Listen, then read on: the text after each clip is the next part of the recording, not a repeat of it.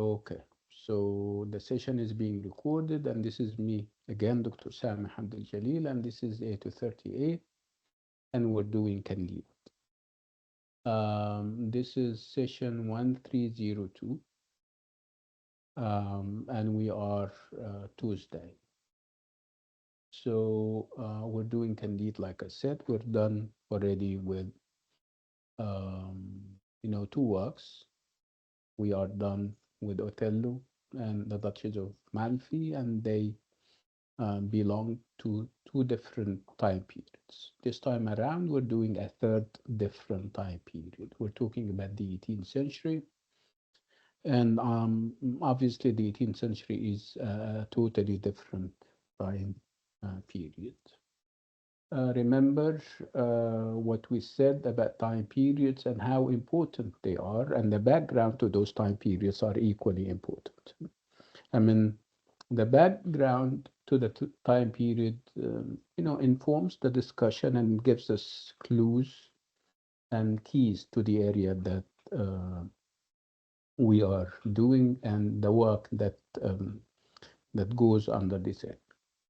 And obviously, Candide is no exception. When we talk about Candide, and if we study it in isolation, lots of things will be perhaps unclear. So it would be a good idea if we start with the background to the age. Again, we're talking about the 18th century, and obviously we have a shift.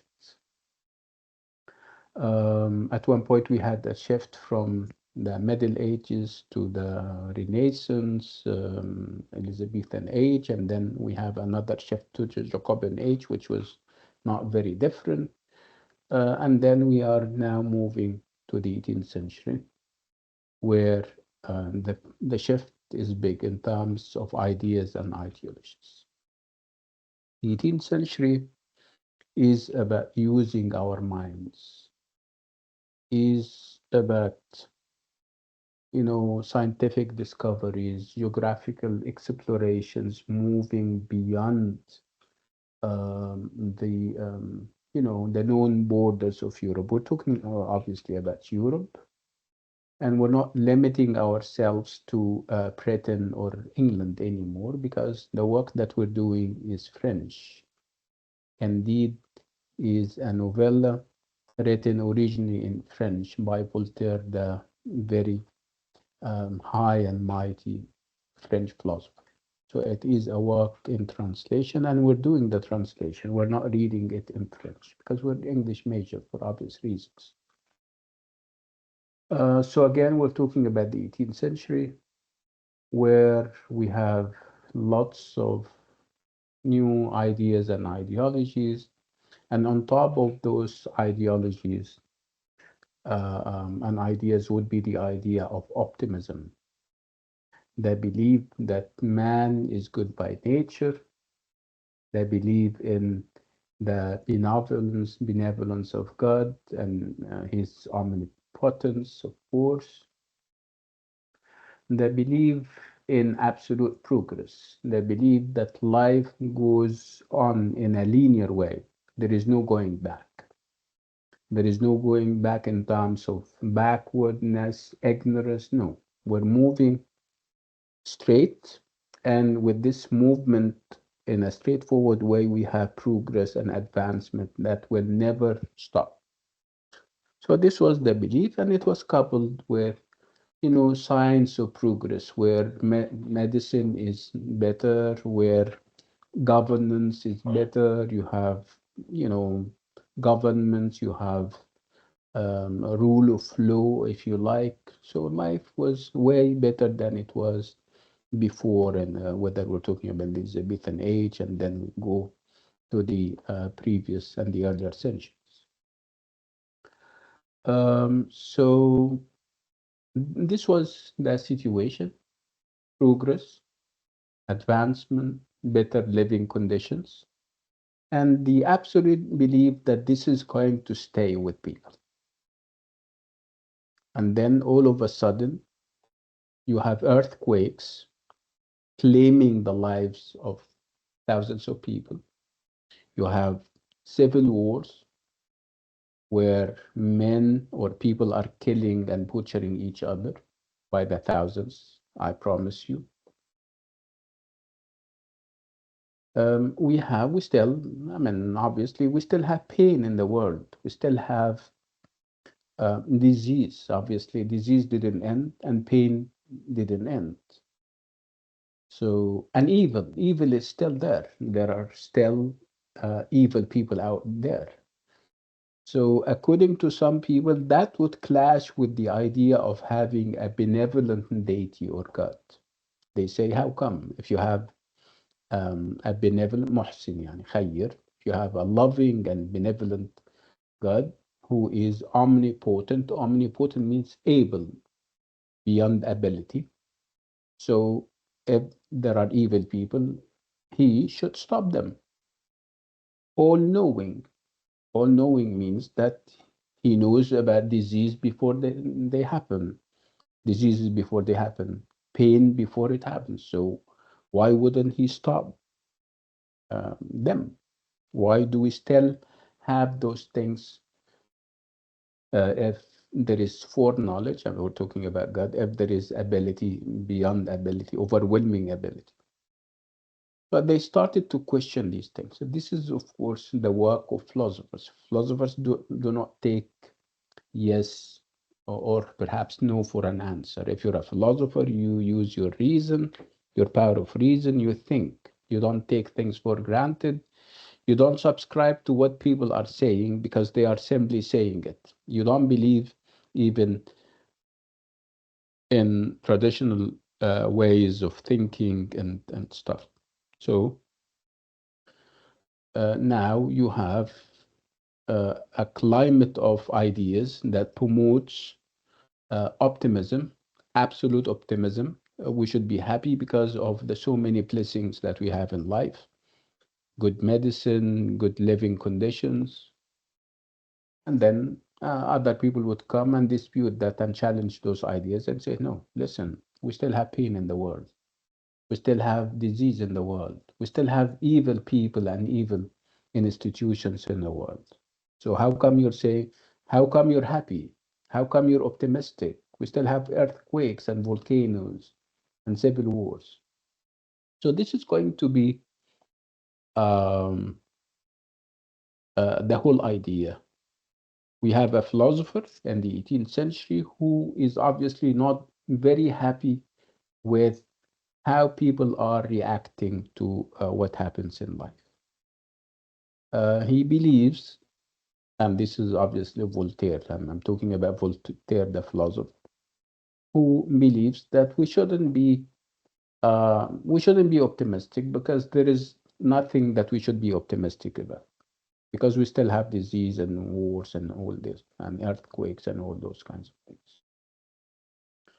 And he starts, I mean, he wrote a novel or a novella rather, in order to challenge this concept of optimism.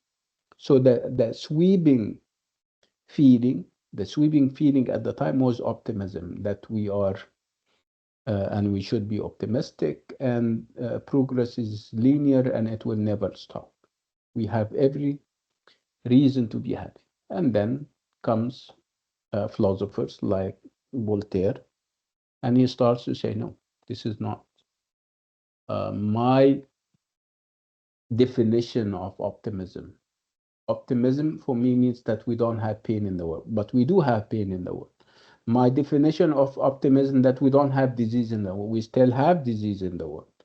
My definition of optimism is that we don't have earthquakes or volcanoes erupting and killing thousands of people. See?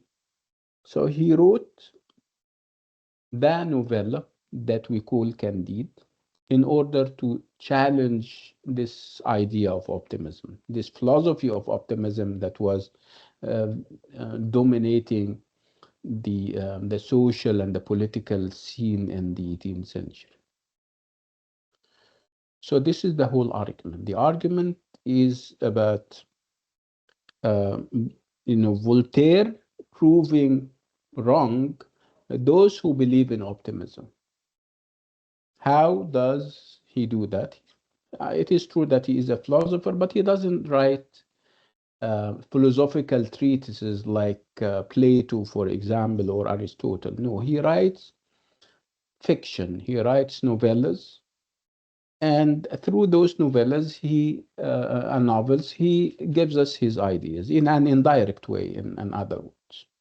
But you can almost tell when you have finished reading the work, you can almost tell what kind of messages he was trying to deliver to us as readers.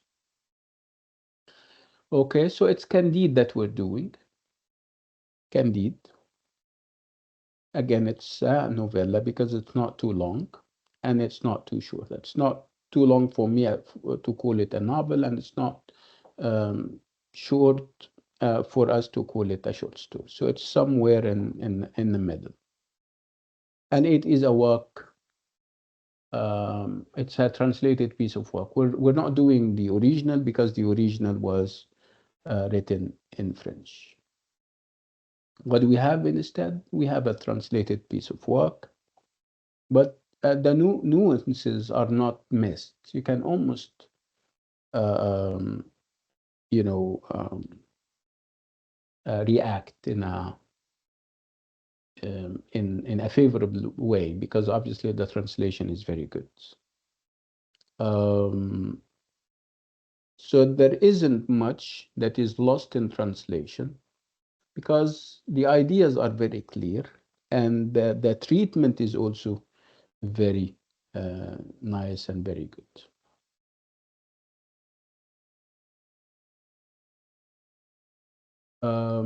Okay. So what we have in the novella, we have the protagonist or the main character, the titular hero, Candide. Candide is a young man. He seems naive. He doesn't seem to know a lot about the ways of the world. And he is an orphan, or he is perhaps a foundling or an illegitimate son of a baron. A baron is a title of nobility at the time. And when we meet him, he has his tutor or teacher, penniless. So typical of students, he believes in what the teacher says. I mean, who knows? That was perhaps the traditions of the time, that you believe in whatever your teacher says and does. So he teacher transfers to him um, this knowledge about the world and the fact that we live in the best of all possible worlds, that we should be happy about what we have in the world because this is the best, this is the ultimate. Um, and obviously, Candide is going to believe in that. He's going to follow his tutor and subscribe to whatever notions and ideas his tutor shows him or tells him about. So what happens? What happens? Is he going to change his mind? I mean, Candide, yeah, absolutely. Over time, he's going to embark. I mean, along with Candide, along with Pangloss and the other characters, he is going to kind of embark on a number of journeys, physical journeys. Because, if you have a journey, you move from one country to another, from one city to another. And the dramatic justification for that is that he is kind of trying to track down and find his beloved. He has a lady love by the name of Kionagund. She happens to be perhaps his cousin or something. And somehow um, a civil war erupts, or perhaps a war between two countries. And one of the places is Westphalia. And Westphalia happens to be in Germany, in the borders between Germany and perhaps other countries. So the place that they started the novel or the novella in is Westphalia, and in that place we see Candide thrown out of the palace where he used to live, and he gets to know that Kionagund got kidnapped by a warring faction, and she was taken away to another country, another unknown country. So, what is it that he's going to do? He's going to kind of move from one country to another, looking for her. Um, and this is ostensibly what his aim is. His aim is to find his lady love. But obviously, there is, I mean, the there is more to the journeys that he embarks on than just locating his lady love. Obviously, it's more philosophical than that. Remember, he started off in Westphalia where there was a war. Okay. He goes to Lisbon in Portugal, and when they go there, an earthquake erupts and it claims the lives of thousands of people. That makes him stop and think. This is the same word where we say that there is a benevolent God who is all knowing and all powerful. How? I mean, he starts to ask these questions. He and the readers. Okay, well, they go to Lisbon in Portugal, and you have this uh, um, devastating earthquake where thousands of people. So you have the earthquake at the beginning, and you have big fires, and this is followed by a tsunami. So whoever got saved from the earthquake got killed in the tsunami. See, so people like Candide is going to stop and wonder, isn't that the benevolent world that we say we live in? Isn't that the happy, loving world that we say is governed by a benevolent and a loving God? How does God allow this to happen? And he starts to have his doubts, but he doesn't stop. I mean, he stops thinking, and obviously, Bangladesh is with him, and Bangladesh is saying, he starts to justify why. I mean, Mr. Bangladesh, come over. Why is this happening? Didn't you tell me that this is I mean, we live in the best of all possible worlds. How can we live in the best of all possible worlds if we have misery, if we have killing, and now we have earthquakes claiming the lives of thousands of people? And says, I mean, Bangladesh going to start to justify and explain. It's just that you're limited in knowledge because you're a human being. You cannot understand. This is all partial evil, but obviously the picture is bigger than that. This is part of a grand scheme of things.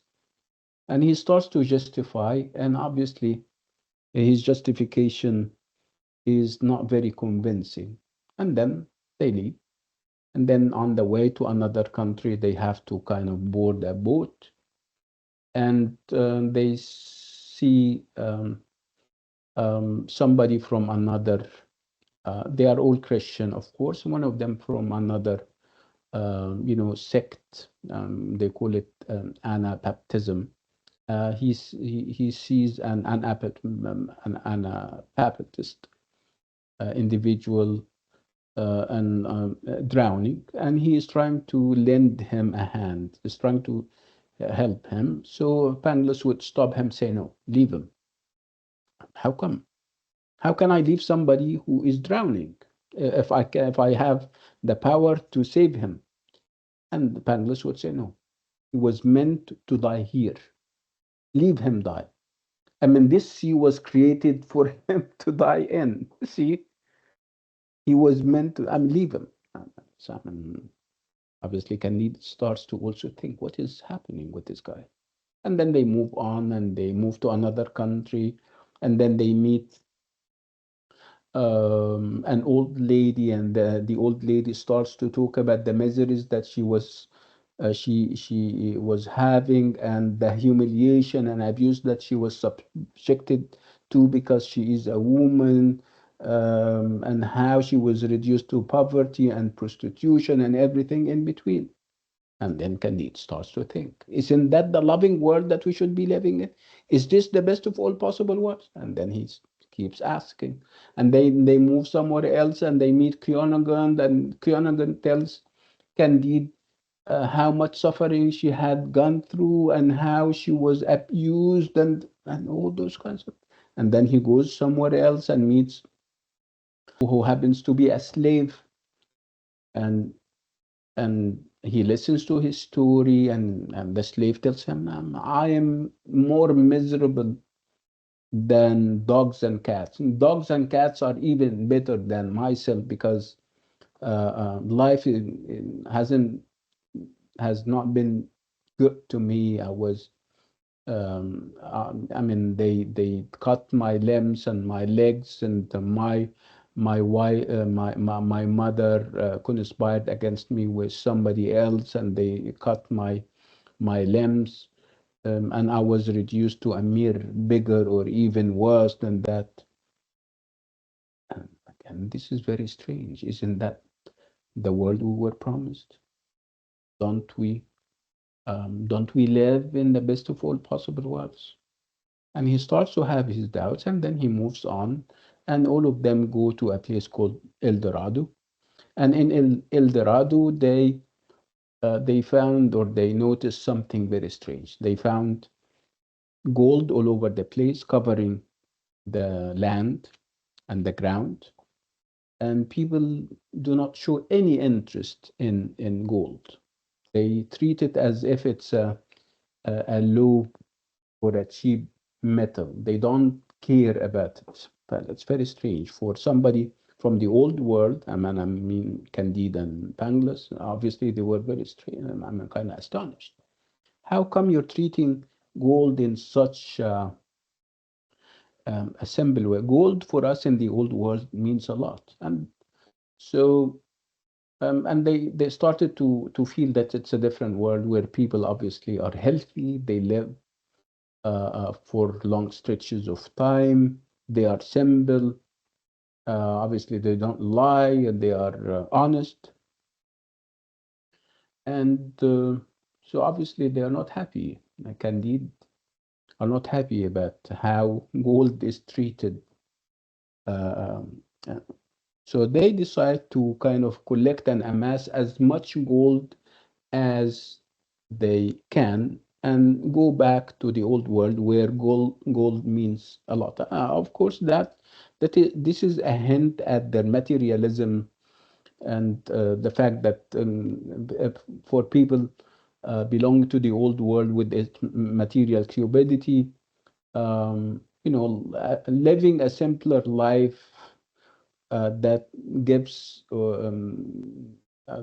that where gold is valueless, obviously it wouldn't be very nice for them. So they decided to go back to the old world with the um, an overwhelming amount of gold, and then they move on and they go to another place. They eventually go to modern day Constantinople, Constantinople in uh, the Middle East. I don't know whether Turkey is Middle East or not. It is part of the Middle East. In the Muslim world, where the Ottoman Empire was operating, and when they go there again, in so the journey takes on philosophical dimensions. It's not that they are looking for Königund anymore because they have found Königund. It's bigger than that.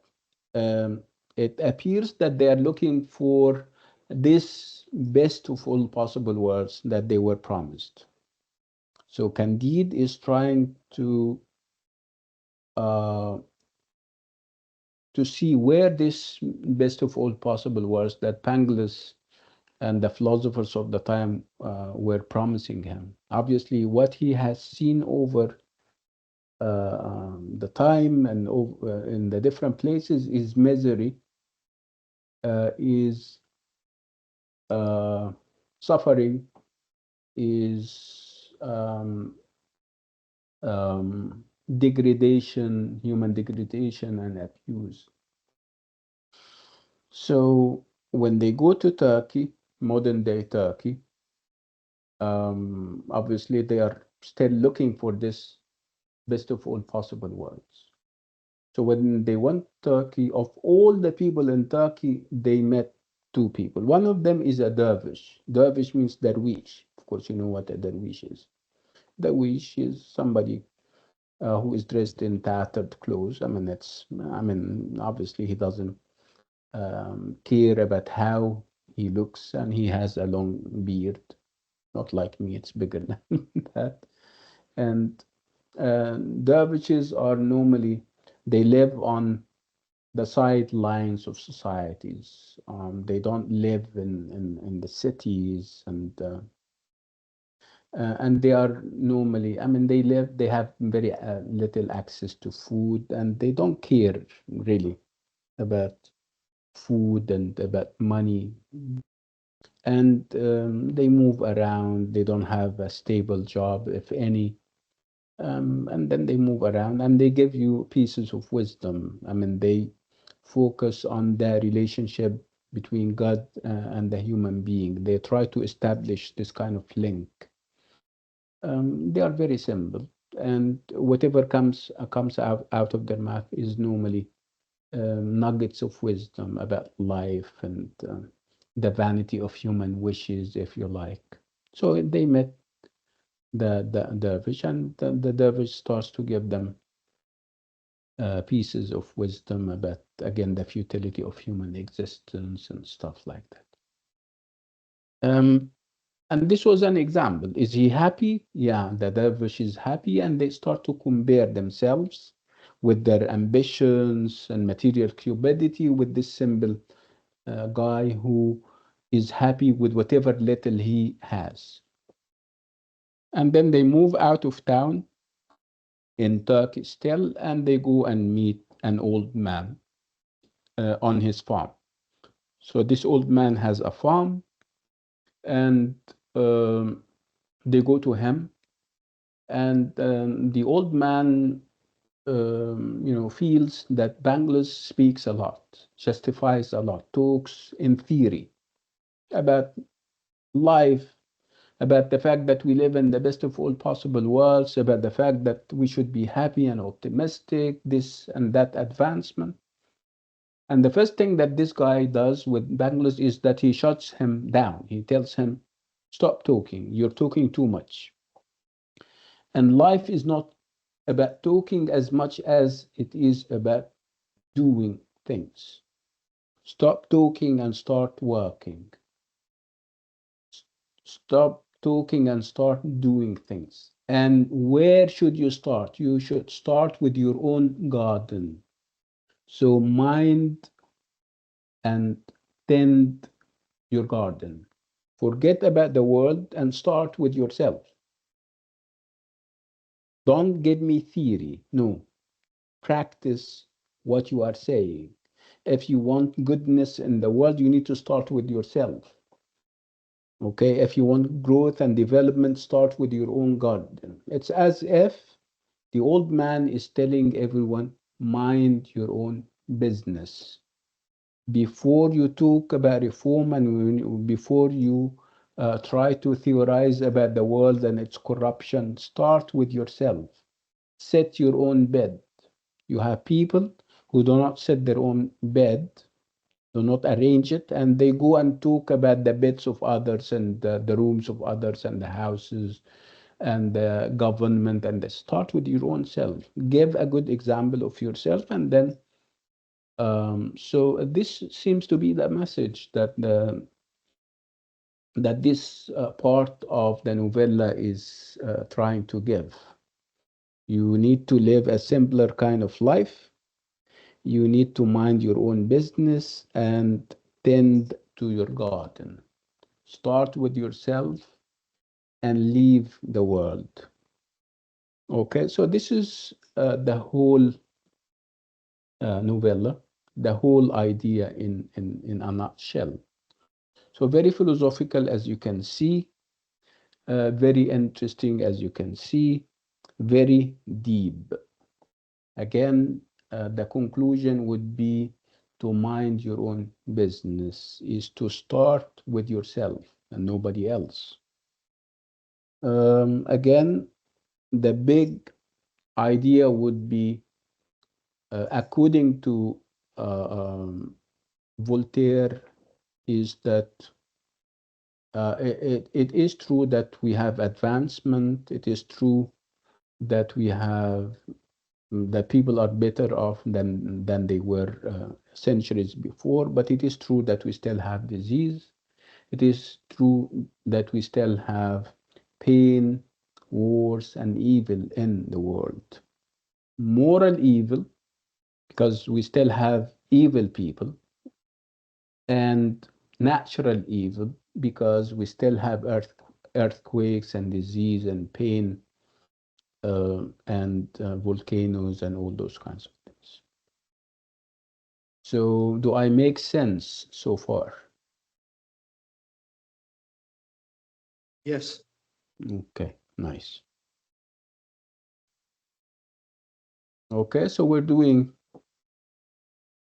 Candide.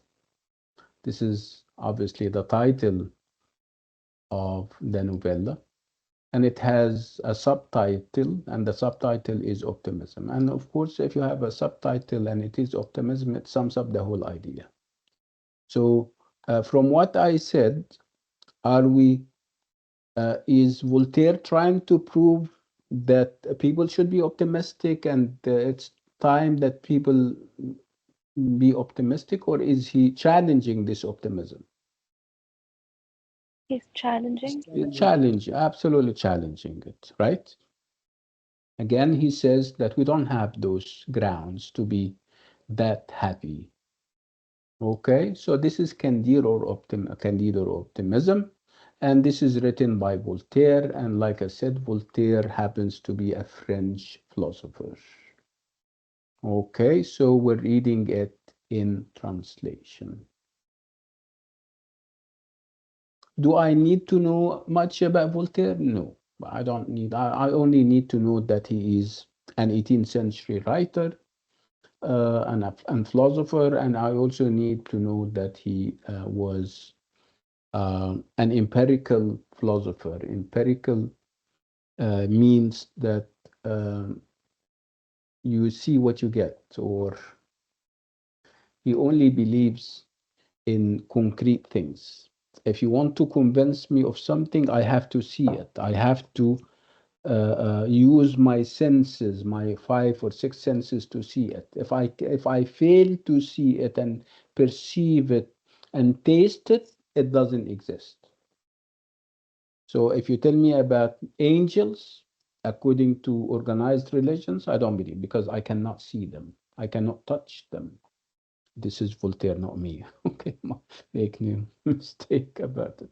So Voltaire is an empirical philosopher who believes that um, it's only through my sense experiences that I can approve things.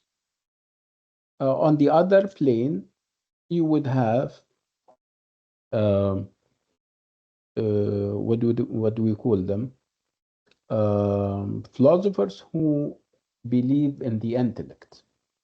They use their minds, and only their minds.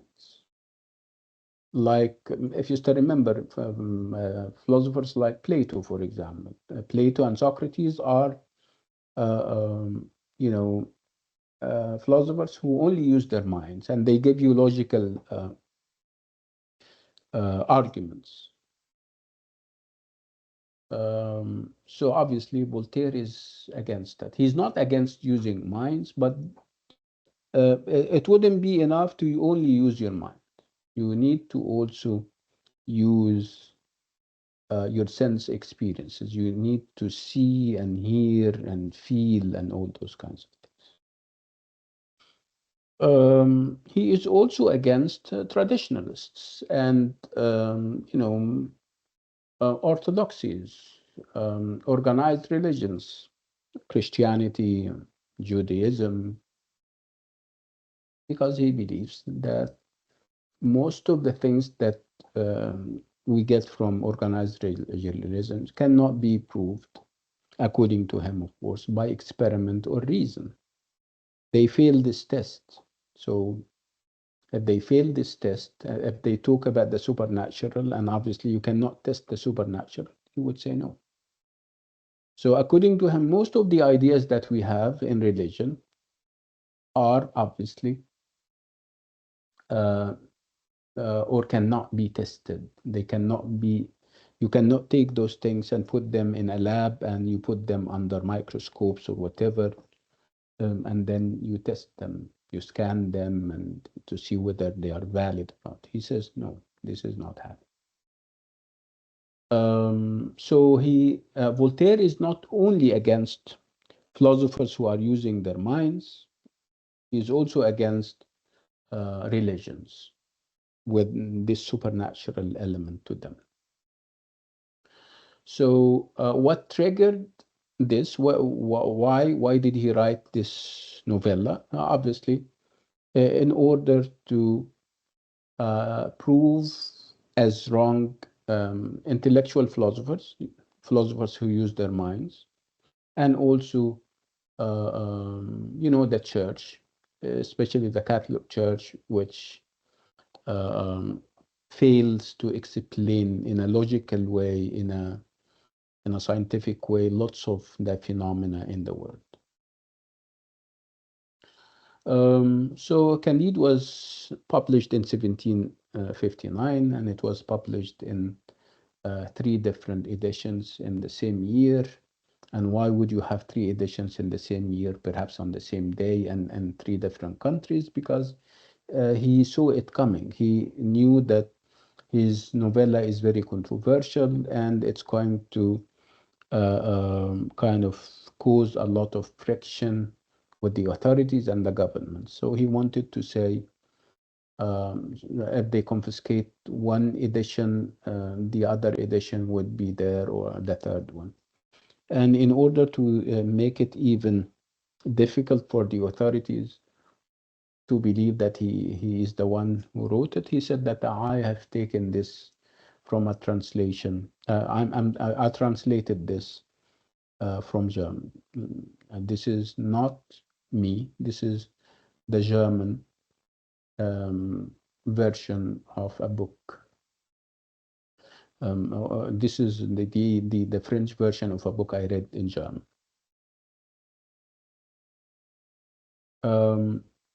So again, it was published in 1759 and three simultaneous editions of 1,000 copies each in Paris, Geneva, and Amsterdam. And I told you the news.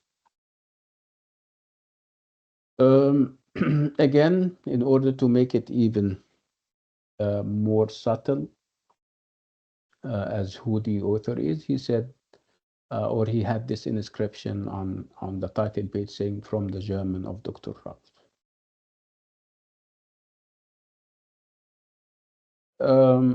We need to locate it as a piece of work, of literary work.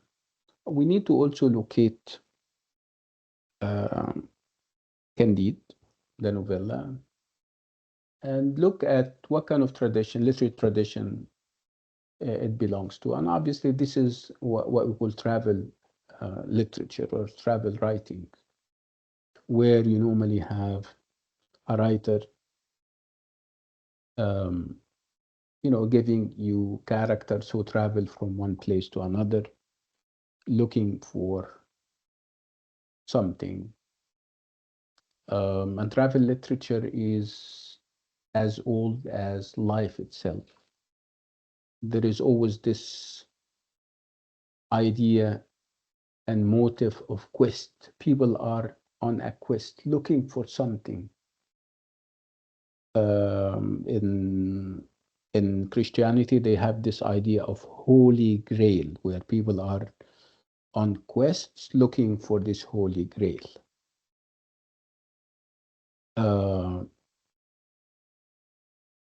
there was, travel literature even before Christianity, and even in Arabic literature, we have traveling, and it's not it's not literature per se, but it is writing after all. Look at, for example, the writings of Ibn Battuta, for example, where he travels from one country to another and he records his impressions and observations about the countries that he visits. We also have Marco Polo when he traveled all the way to China and he lived there for perhaps 15 years. And when he comes back to Italy and he writes a book about what he saw and what he did and all those kinds of things. So travel literature is all over the place. And again, when people travel to other countries and they give us their impressions and observations, they do one of three things. One of those things is that he makes fun of the culture that he visited, the place or the country that he visited. Another, or perhaps another option would be that the writer talks, admires the places that he visits, and then he talks about it and perhaps compares and contrasts his culture to the culture that he visits, highlighting what is good about this new culture that he visits. The third option would be of writers who are neutral and who are trying to find common grounds between the cultures that they visit and their own culture. They believe in the universality of the human condition, that we are equal. And there are lots of, we share a common humanity, if you like. Okay, so again, like I said, travel literature and writing started way back with Herodotus in the 5th century before our common era. This was before Christianity. And normally, when you look at the writings of Herodotus, you're going to find that he focuses on the religion and morals of the countries that he visits. And then you have other writers. Again, they focus on the customs and the morals of the places that they visit. And then in our early modern times, you have people like Thomas More, the English scholar, who wrote Utopia. The writing that he wrote, the travel writing, was called Utopia. This was in 1516. And again, he highlights, certain ideals. Obviously, it's an imaginary piece of work where he focuses on a place where people are given access to everything and people are treated equally. Women and men are treated equally. There is no private property. So it's a utopia. Utopia means no place, which is what we have. It's no place. Utopia does not exist on Earth. So much so that when you see people writing utopias, you make fun of them because they talk about ideals that we don't have in real life. They talk about places where we don't have wars, and wars are all over the place in our world. They talk about places where there is no disease, and obviously, disease is all over the place in our world. So, people start to write against those utopias. Sometimes, when you feel that somebody is um, talking about too much goodness that you don't feel exists, you feel annoyed. And if you're a writer, you write something against it. The something that you write against it is called dysutopia or anti-utopia, where you sometimes you imitate him, but you get the opposite. So utopias are about perfect places that obviously do not exist, while dystopias are about our world In these utopias, you have all the miseries and the bad things and the corruption there is in the world. You have dictatorships, you have torture, you have abuse of all types of things, you have misogyny and bad treatment of women. So, what do you think? Let me ask you this question. Are we living in a utopia or a dystopia? I'm asking everyone. The world that we live in, is it a utopia or No, a, doctor. No, it, no, it is a dystopia where you have wars all over the place, you still have disease, you have evil, whether this is moral evil or natural evil, right? Okay, so it's a dystopia that we're living in, unfortunately. So do we have these utopias in the literature? Absolutely. Look at 1948 by George Orwell, I think. Look at Animal Farm. Lots of these utopias. It's only that our memory is a little bit short. So what other travel literature do we have? And those travel literature pieces may have had influence on Voltaire. I mean, for example, we have Gulliver's Travels by Jonathan Swift, and obviously Jonathan Swift was a contemporary to Voltaire. People said that he may have influenced Voltaire. So it's Gulliver's Travels as one of those travel literature things. And it's an anti-utopia or a dystopia. And again, it also has satire like what Voltaire is known for. Obviously, it doesn't stop there. It's not only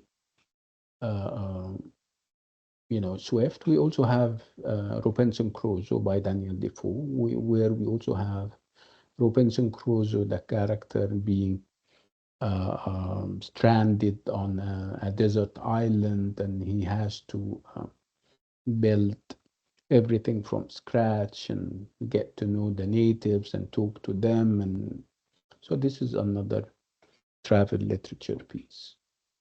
And then you move on to other travel literature, like, for example, uh, a piece of work by Sir Walter Ralph, um, where there is a great deal of talk about the natives and other continents and how they live their life.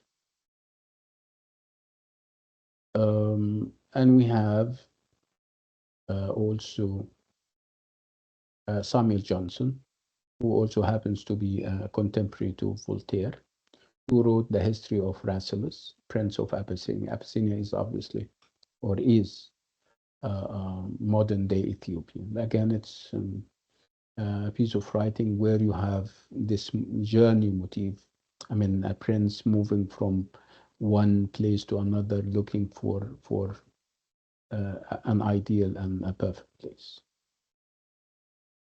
So Voltaire and Johnson had their fights and disputes, uh, so much so that Johnson would regard Voltaire as a notorious radical and a skeptic.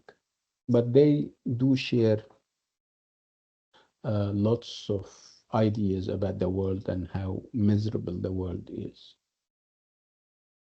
And then we come to the idea of what Candide exactly is, what genre it is. This is a question that lots of people ask. Is it a tale? So if it's a tale, what kind of tale? Is it a philosophical tale? Is it a novel? And if it is a novel, by whose standards? Does it follow the guidelines of novels, of how novels should be written? Is it a satire? And what kind of satire is it? Is it a direct satire or an indirect satire? So these are questions that people keep asking. And they normally start by saying that it may be a roman, roman in the French sense, where you have a story, start, development, and then a conclusion or a closure. And then they say, yeah, it is true that it goes this way, it has this linearity, but it doesn't fulfill all the other requirements. But that's why they say it may have its roots in medieval romance, but this is where the similarity ends. But there are lots of things that uh, would would not make it qualify as enough. And then they move on. They say, so if it's not a novel or a novella, perhaps it is a fable or a parable, where you have a story that has a moral lesson at the end. And we do have moral lessons. For example, when I say that at the end, what you get is that you need to mind your own business and tend your garden. This is perhaps a message, or that this is the moral of the story. Forget about theory and focus on yourself, on changing yourself before we think of changing the world. This can be a moral. So in this sense, Candide can be a fable or a parable. Other people would say that it is a philosophical tale where there is a great deal of philosophy involved, the idea of optimism and challenging the idea of optimism on philosophical grounds, proving as false those conceptions about the world as being the best of all possible worlds, about our knowledge and how limited it is, and it's only that we're limited in knowledge and ability. That's why we don't see the wisdom of God. It's only partial evil that we're having, and not. But then the picture is bigger than that. We're part of a grand scheme of things. So these are all philosophical ideas that would qualify Candide to be called a philosophic novel or tale, for example. Again, I refer to the fact that some people may say that it is a satire, where obviously um, Voltaire is mocking the feelings of individuals, institutions, and whole societies. But it is not a direct satire. It is an indirect satire, where Voltaire does not stick labels to the character. He doesn't say that this is evil and this is good. He doesn't, um, you know, kind of tell us that I don't agree with optimism. He gives us examples and puts us in situations. He puts his characters in situations where we can come up with our conclusions about how corrupt the world is, how morally evil the world is, and then we come up with our conclusions about uh, um, the world as not being the best of all possible worlds. We spoke about the title page, and we said that one thing is clear, which is the idea that Voltaire is stressing the fact what people are reading is a translation from German, the German language, of a story by a German writer called Dr. Ralph, and that is doing that in order to avoid persecution, in order to avoid investigation by the authority.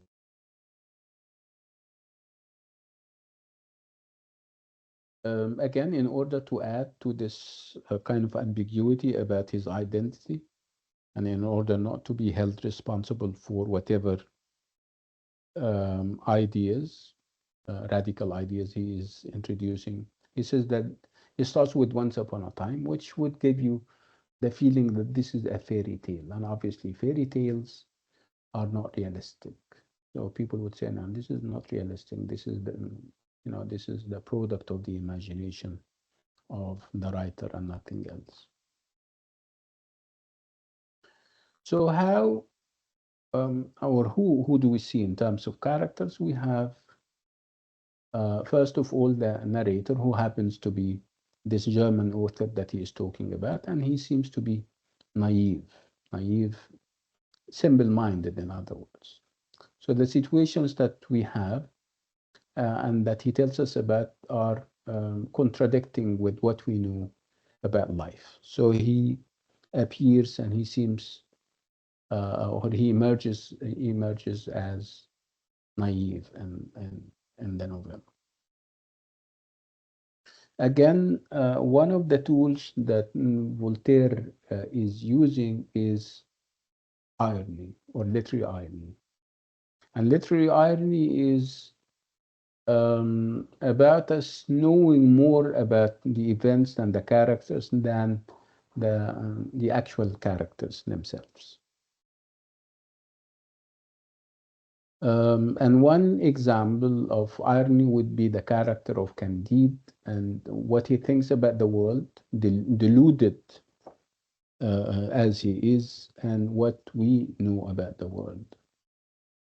So you would always have humor stemming from the ironic distance between the narrator's words and Voltaire's satirical attack on his society. Again, the sweeping philosophy of the time was optimism, and the belief that we live in the best of all possible worlds.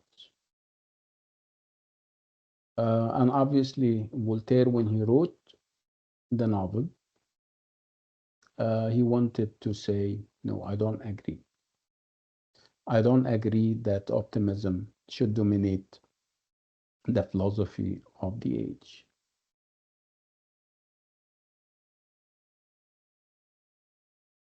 Another very important character that we have is Pangloss.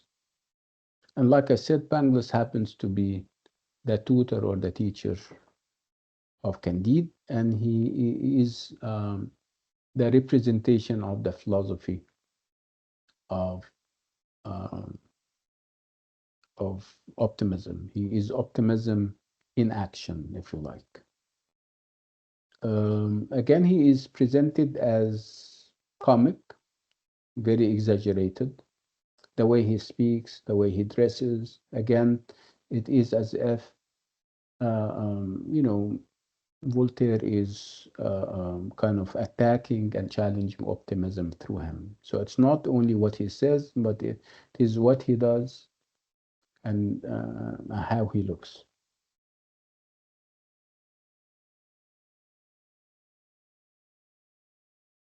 Um, let's talk about why people were optimistic and whether there was any philosophical underpinnings for this optimism. Yes, I told you physically, people started to feel comfort, to feel the comforts of life. I mean, life changed. They, the middle class, started to appear. People now have money. They can travel to other places. So life is better than it was in the past. And because life was better materially, and people have leisure and they can do this and that, the philosophy of the time started to reflect that. So you would have philosophers who started to believe or to promote ideas like that, I mean, the benevolence of the universe, the benevolence of human beings, the fact that man is good by nature, and that again, life is good, and we couldn't have hoped for a better world, if you like. One such philosopher is Shaftesbury. Shaftesbury is a very famous English philosopher, and he wrote something called Characteristics of Men, Manners, Opinions, and Types. This was in 1711, and this book happened to be very influential, and um, it influenced lots of people at that. Again, the focus in this book is on the benevolence of the world and also the fact that man is good by nature. So the idea that we have moral evil does not exist for Shaftesbury. So this is one of the things. So if man is good by nature, and if we have material progress, it means that we should be optimistic. This is what this philosopher is trying to promote. And another source or another promoter of optimism was Alexander Pope. This is a very famous English poet, and he wrote a very long poem by the name or by the title of Essay on Man.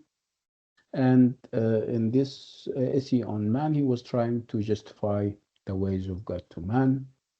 He was trying to dismiss as untrue any uh, um, disbelief in the absolute goodness of God, the benevolence of the world. He believes that all is good, and even if we see evil in the world, this is partial evil. This is not. This is part of the story, not the whole story. So he was promoting the idea that we live in the best of all possible worlds. Um, and then we have a very important influence, somebody who also promoted the idea of optimism by defending God and by defending religion, even though he was a philosopher of the mind. So this philosopher is the French philosopher Gottfried Wilhelm Leibniz.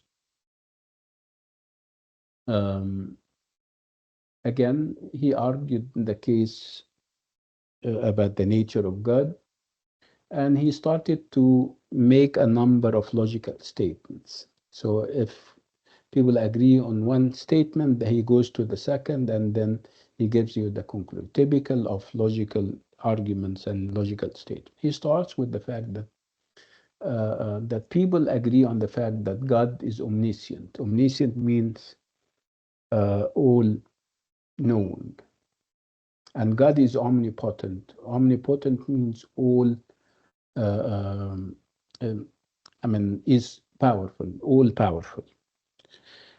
So he is saying that since you guys agreed that God is all knowing and all powerful, so you trust God. It means that if you see uh, partial evil, something that is because you trust God, you would think that this is part of a whole. You're looking at the half empty part of the glass. So how can I look at the half full part of the glass? You cannot, because you are limited. As a human being, you're not as omniscient as God, and you're not as omnipotent as God. So you cannot judge. So if you see partial evil, it doesn't mean that it's all evil. It's only that you're limited in your knowledge and ability. You cannot understand and comprehend the wisdom of God. Okay, they tell them, okay, so you're saying that we live in the best of all possible worlds. You say that it's all for good, and we're part of a grand universal plan. So how would you account for evil in the world? How would you account for the for disease and for corruption? And he starts to tell them um, these are all we have limited knowledge. That's why you cannot understand the wisdom behind these things. Okay. So, according to him, what appeared to them to be blemishes or setbacks could very well be part of the grand universal plan. And only God, with his serene overview, says how and knows all about it. So we're not like God in our knowledge and in our ability. So it's only natural, according to him, that we fail to understand the wisdom behind partial evil, behind everything that we consider bad and sad in the world. So again, people, or I mean philosophers, skeptical philosophers, skeptical philosophers like Voltaire would focus on the idea of pain and the idea of evil in the world. Again, you need to always remember that Voltaire, like we said, was an empirical philosopher, somebody who uses his senses, somebody who believes in what he sees and feels and perceives and touches, obviously. While somebody like, uh, what's his name? Leibniz was a rationalist, somebody who gives you theories using his mind. So obviously, theories without empiricism, without implementing and practicing on the ground is nothing. So this has always, or will always be, the point of contention between rationalists and empiricists. And of course, rationalists would be people like Leibniz, and empiricists would be people like Voltaire.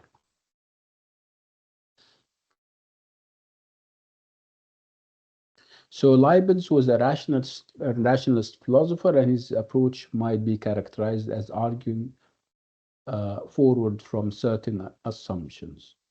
He tells us, since God is perfect by definition, it follows that he can do no wrong.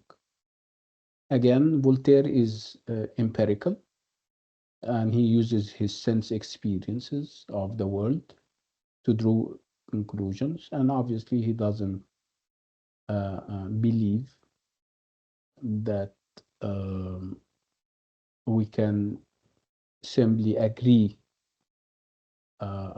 with those logical statements and logical arguments without seeing things happening in the world. We still have evil.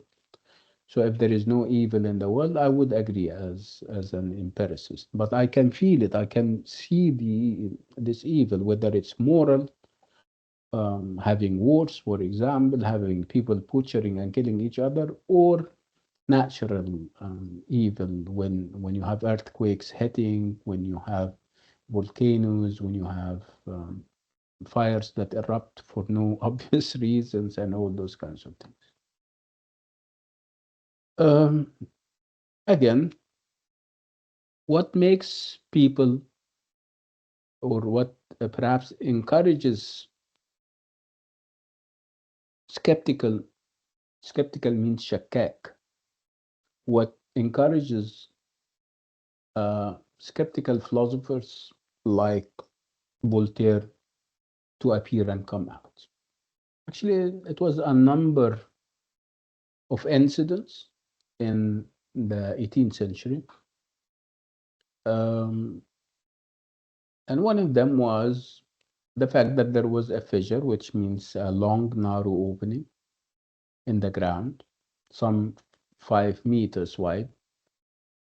There was this opening under the Atlantic Ocean, and which led to a huge earthquake. So you have this hole, which obviously engulfed and swallowed up buildings and everything, um, in the Portuguese capital, Lisbon, and it didn't end there. This was, of course, followed by an earthquake And then the earthquake was followed by a tsunami. And this all happened during a feast Christians had.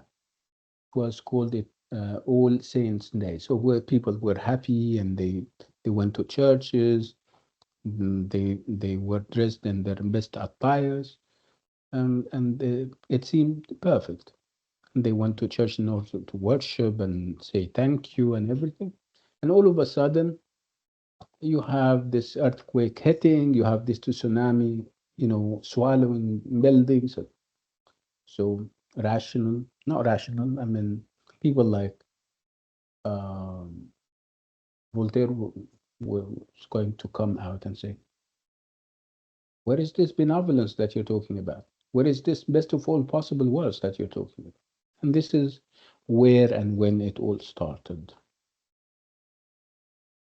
So the question that everybody was asking was, how could a benevolent and all-seeing deity or God possibly have ordained this? How could God allow this to happen? Again, they are building this question on the idea that God is all powerful. So if he's all powerful, he can stop that because he is powerful. And God is all knowing. It means that God has foreknowledge. God knows about things before they happen. So he could have stopped the earthquake. So these are the questions that the whole novel or novella is built around. Okay. Um, Again, there was also talk about the wars that erupt from time to time. And again, this is moral evil. So, which means that people who say that man is good by nature are obviously mistaken. Okay. And we have examples of people who kept telling us or telling people in the 18th century about how perfect the world is and how limited our knowledge and our abilities are as human beings. And as such, we cannot comprehend and understand the wisdom. And like I said, Alexander Pope wrote a whole poem about that. It's called Essay on Man. What does he say? He says, all nature is but an art unknown to thee. He's talking to human beings like me and you, and especially to skeptical human beings, people who do not believe, like Voltaire. He says, all nature means the world is art. It's well designed, but this design is not known to you as a skeptical human being. All chance, direction which thou canst see. I mean, you cannot see. You're limited. You are unable to see and understand. You are unable and see, and all this called harmony not understood. Whatever you think is not organized, or you believe that there is mess and chaos, no, this is harmony, but you don't understand it because you're limited. All partial evil, universal good. Yeah, again, because you're limited, you think of this partial evil, you only see the half empty part of the glass, but this is part of a universal good that you cannot see because you're limited as a human being. And you are also a proud creature. He is accusing human beings of being proud, arrogant. Because you're arrogant and you believe in your uh, power of the intellect, you think that you better understand than God. He says one truth is clear: whatever is right. He says you need to, or this is the conclusion: whatever is happening is the right thing to do. See,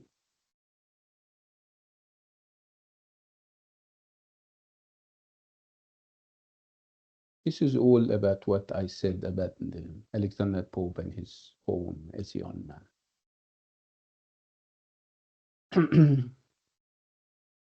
And obviously, Uh, Voltaire has a lot to say about this version of reality. And he even perhaps makes it worse by believing or by perhaps hinting at the fact that there is a cosmic complacency. Complacency means that you see bad stuff happening and you don't try to change it. This is called complacency. بيسموه تواطؤ يعني. And he believes that when I see evil happening in the world and I don't stir and I don't react and change it, this is complacency. And he believes that if there is evil in the world, if there is disease in the world, if there is moral evil, people killing each other, and the deity does not interfere, this is cosmic complacency. Which means that I shouldn't be happy, I shouldn't be optimistic.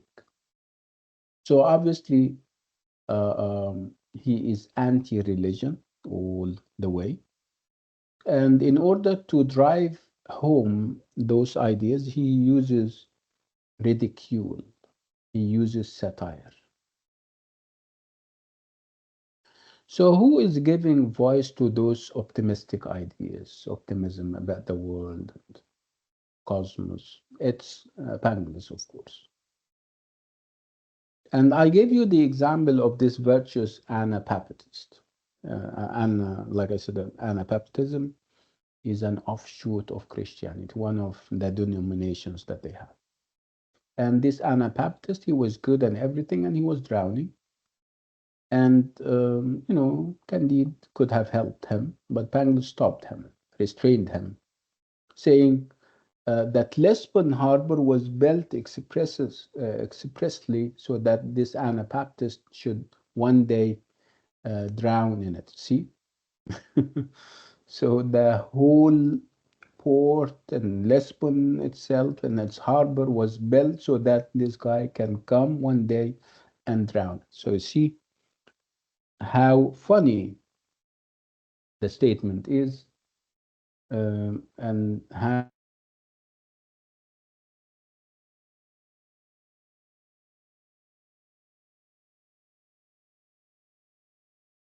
uh, and then you have another example when there was this kind of earthquake in Lisbon, and then it was followed by a volcano. For if there is a volcano beneath Lisbon, then it cannot be anywhere else. For it is impossible for things to be elsewhere than where I mean, obviously, Voltaire here is making fun of logical statements. They look bright, they look nice and appealing, but when you delve deep into those logical statements and logical arguments, you find them fake. You find them empty. So they can look from afar. You think that they are convincing and compelling and everything, but when you break them down to their basic components, you find them empty. Okay. So one logical argument about the eruption of a volcano beneath Lisbon would be that it cannot be anywhere else in the world. See, yeah, we know because things can't be happening in two different places at the same time. If you have one thing, it has to. So this is empty rhetorics, as a matter of fact. Um, Again, you would have people defending, talking about cause and effect, but they obviously they don't talk about why. They tell you how things happen, but not why it happens in the first place. They don't provide you with sufficient reason for each and every event.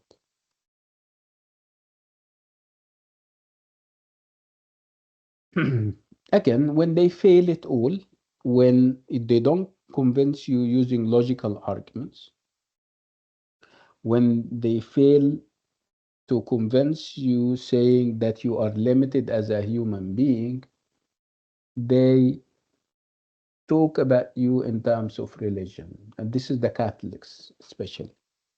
They invoke the original sin. They tell you, remember, you are the descendant, we are the descendants of Adam and Eve. And you still remember what Adam and Eve did? What do they do? They committed the original sin. What did they do? They disobeyed God by plucking from the forbidden fruit, and right. They said this was the original sin. They were tempted, or they allowed the devil to tempt them, and they had to go to earth as a punishment. They said this is the original sin, and if you see even in the world, it's because of that. We are paying for the sins of Adam and Eve. If you see disease, we're paying for their sins. If you see wars, yeah, this is moral evil, and it is because of the fact that we are sinners and we inherited our sin from Adam and Eve. See? So obviously, this is none of these things are convincing. Um, Again, we're talking about the style, so which would also contribute to this atmosphere of satire that we're having. So it's not only the ideas that were, even the style,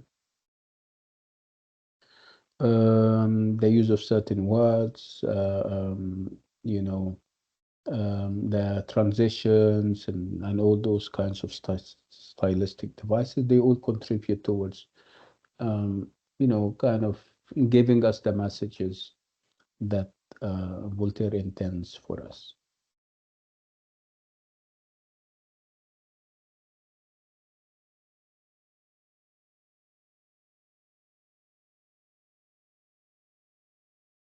And then we move to a very important aspect of the novella, which is female narrators. And this is obviously, if not unprecedented, it is a little bit, kind of new, where minorities and traditionally subjugated, subjugated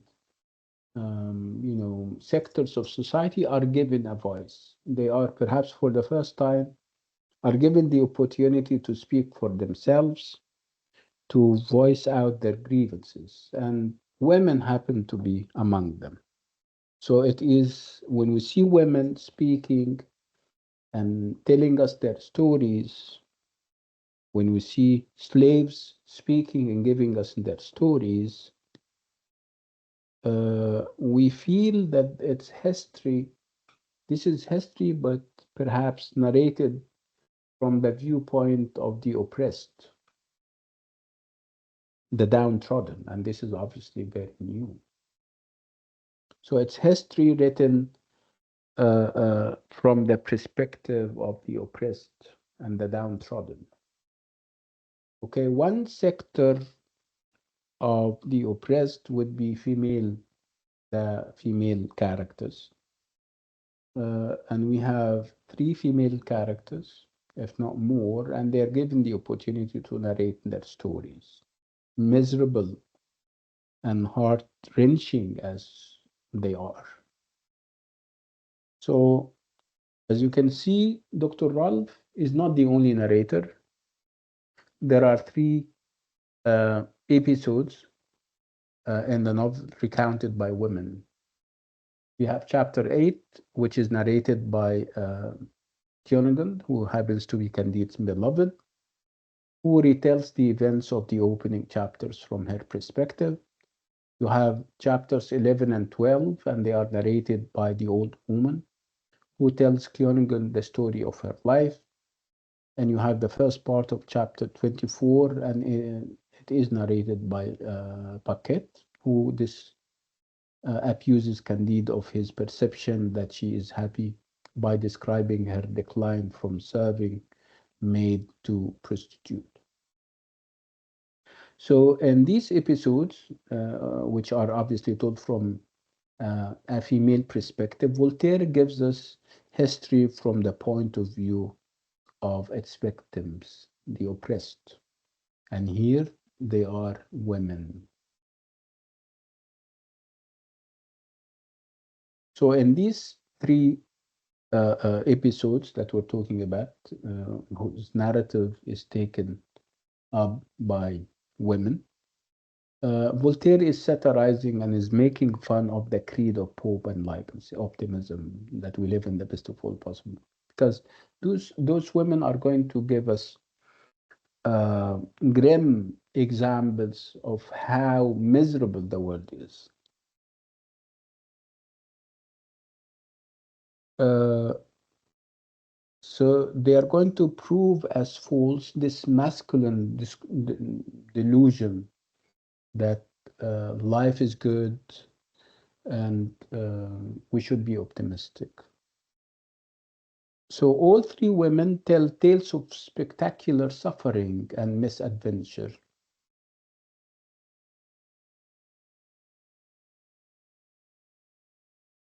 So, and then we start with the first female narrator, who happens to be Königin. And like I said, Königin is the lady love of, the whole journey started with him looking for her. So Candide is journeying, looking for Königin, and she gets rescued by a brave prince. And then over time, we get to know that she was kind of, she moved from one person away, and then she got kidnapped, and then she was subjected to all types of subjugation and all type of abuse. She was exploited throughout the novel.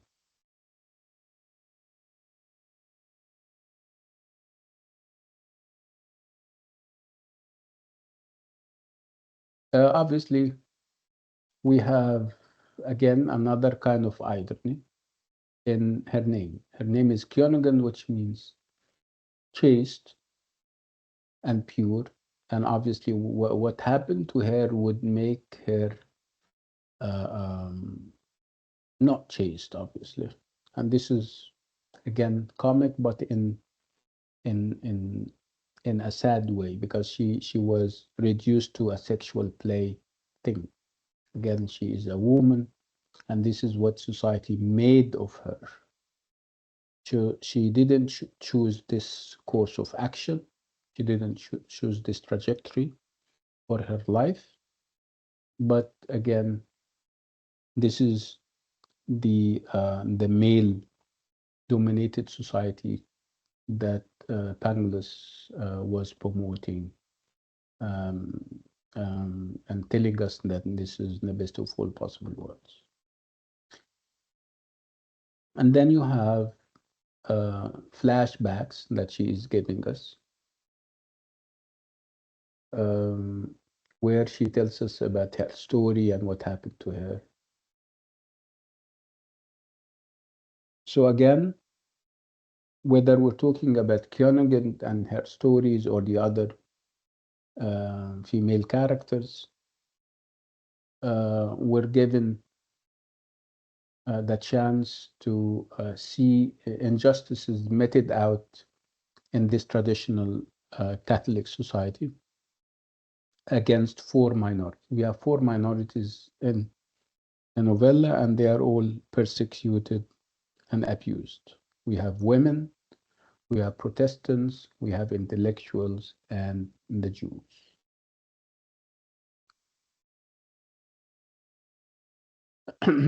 So, how does Königin conclude her narrative?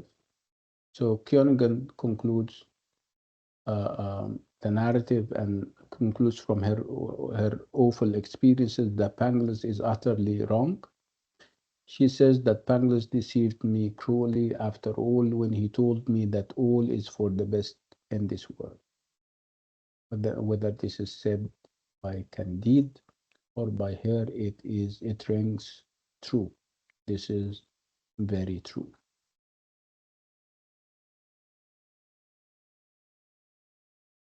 Um, Again, she's very straightforward,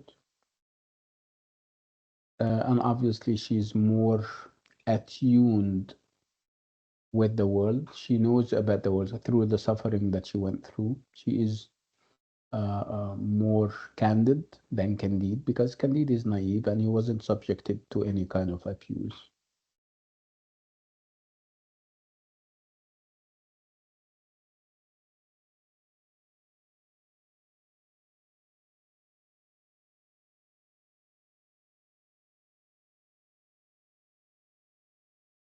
And then we have the story of the old woman, another abusee or another victim, if you like. And it's full of, graphic description of the abuse that she was subjected to, and the humiliation that she had to endure.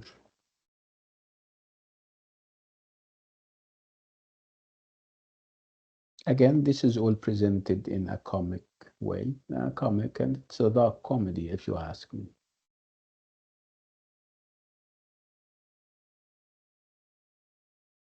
And then you have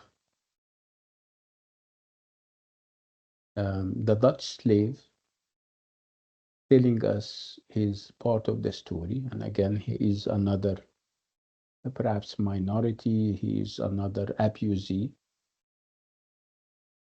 The slave has an African mother and he has a Dutch owner, and both benefited by his enslavement.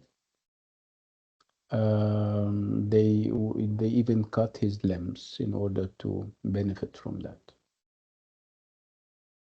So his Dutch master, in collaboration with his mother, would cut off his right hand and left leg. The conclusion would be that this slave would say that dogs and cats are better off than himself.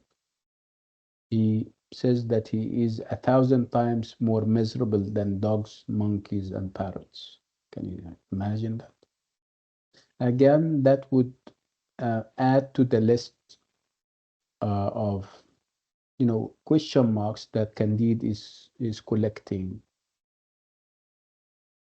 In one of when he heard this story, this miserable story, he would cry to Pangloss, saying, "Oh, Pangloss, this is one abomination you could not have anticipated, and I fear it has finally done for me. I'm giving up on your optimism." After he's saying that, I have had enough of your optimism. I have seen enough abuse. I have heard enough stories that would tell us that we don't live in the best of all possible worlds. We shouldn't be as happy as you want us to be, Pangloss.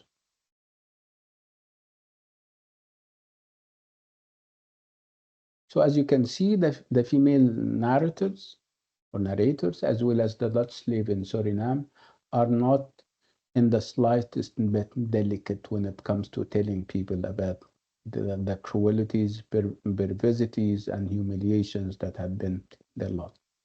They tell their histories throughout with unflinching honesty and candor. And then we have this journey that Candide is going to embark on with Kakambu, the slave, to El Dorado. Remember, this is what I started with. I mean, they go to a place that is full of gold. I mean, the ground itself is full of gold, but nobody is obviously interested. So El Dorado itself means the man of gold. Again, if anything, it tells us about what we're interested in as an old civilization and what life can be. I mean, if life is simple, um, You have your basic needs fulfilled. What more do you need? But obviously, because we're human beings and because our appetite for material stuff never ends, we have this material cupidity deep down in us. We never um, um, not satisfied with simpler kinds of life. Again, this is perhaps an attack, an onslaught on human greed and material cupidity. Um, so when they go there, they have this interview with an old man. He is 172.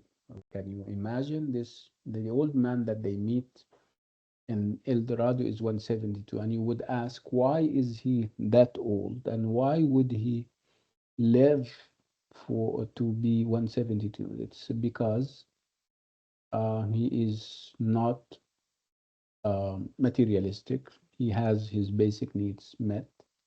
He lives in an environment where there is no competition. Everything is readily available in the right amount. They live a simpler kind of life. There is no pollution. There is no human greed. That's why they live that uh, to that age. So there is obviously a comparison between Europe and those newly discovered places where people live a very uh, uh, uh, or a near perfect kind of life.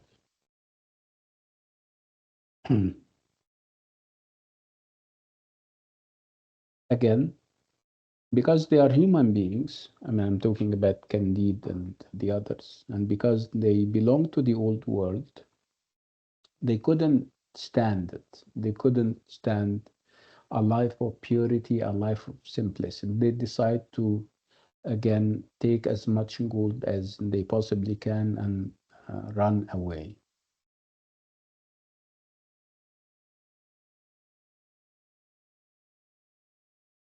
So, scenes from this El Dorado place, you're going to see that the old man lives in a modest house, and this modest house is made, lots of, and the door itself is made of gold, and that's the door. I mean, and nobody cares about gold. Obviously, this is very ironic. Uh, and it depends on your perspective. You would consider this is very strange that you have a door made of gold. But for the old man, because he lives a very simple kind of life, he is very modest. He doesn't consider it something big.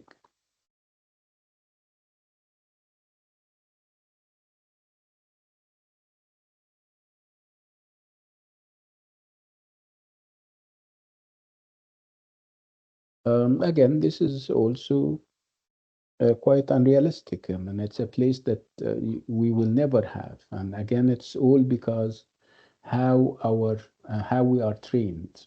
I mean, the love of material things. So again, this is perhaps an attack on our civilization.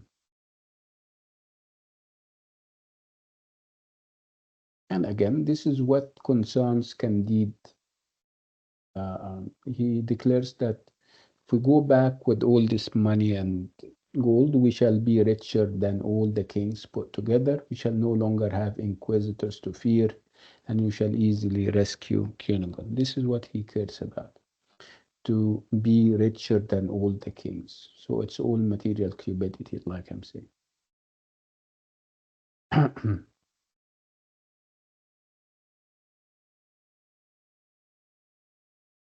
So the implication of Candide and Cacambo's experience of El Dorado is that there are plenty of worlds that are better. They are just unrealizable. This is obviously a utopia. It's a perfect and non-existent place. Not because it does not exist, but simply because we wouldn't allow it to exist because of our greed and love for money and material things.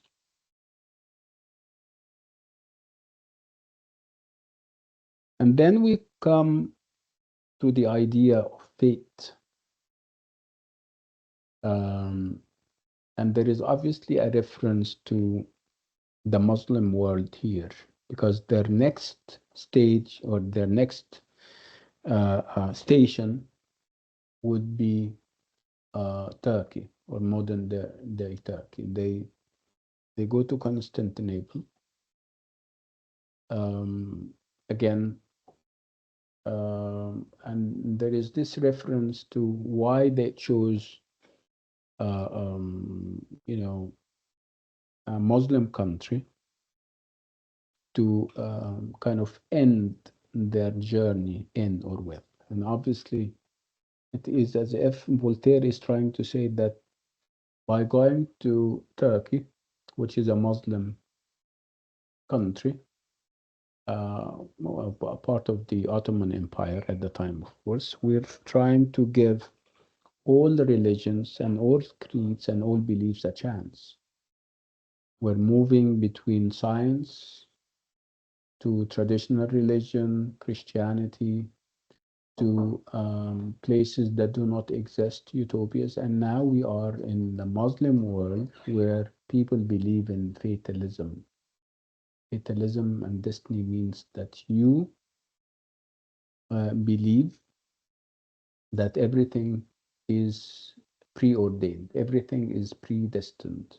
They believe in predestination, that things are written in Lawh al-Mahfuz. So it is as if he is trying to say that in those countries they don't have free will. They believe they are rather um, they don't choose. Everything is preordained and dictated to them. Let's give them a chance. Perhaps we can find happiness, the happiness that we've been looking for. Um, I think I need to stop on this note so that I can start with it next time, inshallah. I think we have time for questions. Let me ask you, the exam is when? The midterm exam. Next Wednesday. Next Wednesday, Wednesday. which means that we're At going to 3. meet on Tuesday. Okay, so what do I have left? I have a very small thing. It's like it's going to take like 15 minutes. I would like you, if you can, to attend with the Monday people so that we can finish this part off. And on Tuesday, I'll give a general revision that would cover all the three works. How about it? You think this is a good idea? If we meet on Monday to finish things off, and on Tuesday we can have a general revision. I have a At question. what time, Doctor? Yeah, right. They have their class at 12 on Monday. Because I have midterm at 10. Oh, that's sad. Let me arrange with them so that we can meet on Sunday. How about that? No, before the midterm, it's difficult, more difficult. Right. But I prefer to be to make it afternoon after 2 if you can. But let me arrange with them so that we can meet on Monday. I mean late. I mean like at 4 or 5. Yes. Does this is this appropriate for everyone? Convenient, I mean? Yes. Yes. Okay. Yes. Okay. Good. So what did we say? We said Monday, but later than 2 p.m., right? Yes. Right. Let me arrange with them. Thank you. In the meantime, well, let me finish this. You will have this recording, and I'll also share a recording from last semester where we also have Candide, and I don't normally change what I say. So I would like you to perhaps um, watch this one and the one that I'm going to send you on the group, inshallah. Okay, so somebody was asking, Ahmed, go ahead. Yes, about this revision that we're going to have. Yeah, yes. Is it going to Is it give what? us, give us a deeper look on what we're gonna take on in the midterm? Like, as in, what do you want us to write, or how do I you? mean, you already know about the format of the MTA in terms of how many questions, how many of them are short answers, and how many of them are essays, right? You don't have a problem with that. But I I'm want. going.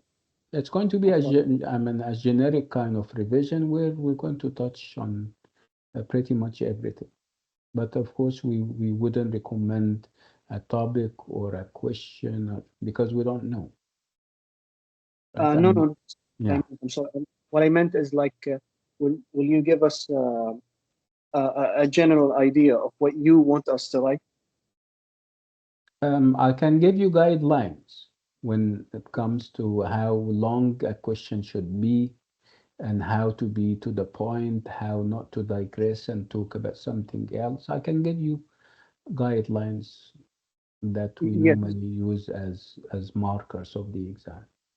yes, that would be much appreciated, because Inshallah. depending on the tutor, I always write the answers depending on on who is teaching me. Yeah, so sometimes I Well, specific answers that other doctors don't really like. So yeah, well, normally the guidelines are neutral, which means that they apply across time and space, which means that with the criteria that I use, my colleagues use in their in their marking.